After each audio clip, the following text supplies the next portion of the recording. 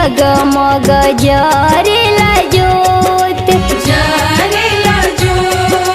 पटना के घटिया सुहावन लागे जगमग जरेला जोत। अरियारा के घटिया मन भावन लागे जगमग जरेला जोत।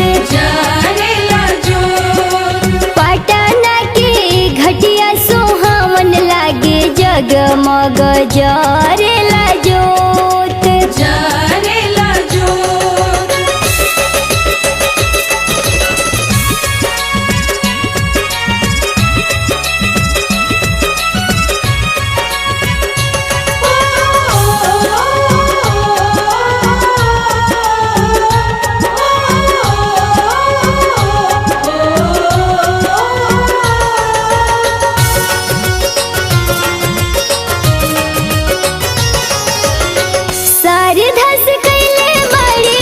छठ के बरतिया 3 दिन के भूखल दिवई देवेलिया रघिया।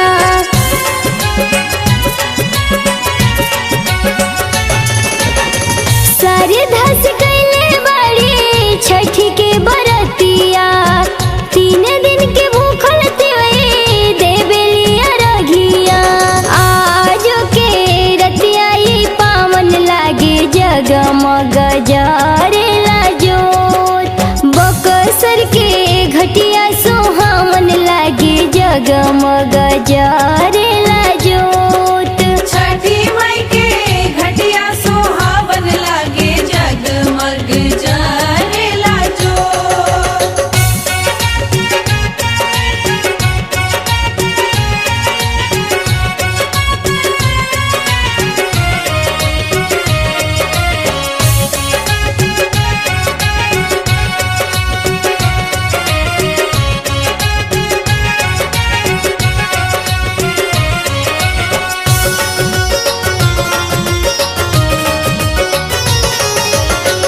चारों ओर बाजला आदित्य के गीतिया।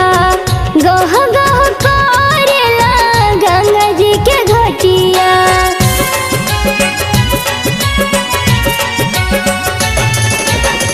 चारों ओर बाजला आदित्य के गीतिया।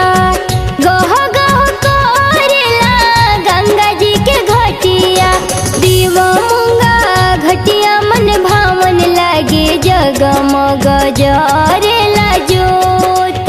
डिहरी के घटिया सुहावन लागे जगमग जरेला जोत। छठी माई के घटिया सुहावन लागे जगमग जरेला जोत।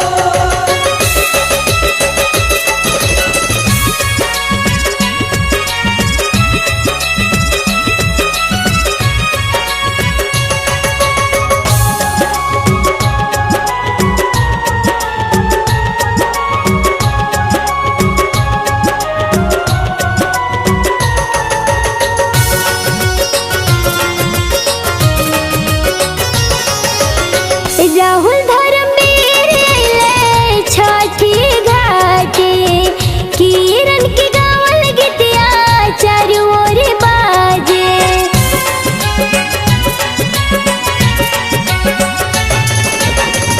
राहुल सिंधु अइले छठी घाटे। किरण के गावल गीतिया चारों ओर बाजे। हाजीपुर के घटिया मन भावन लागे जगमग जरेला जोत। छपरा के घटिया सुहावन लागे जगमग जरेला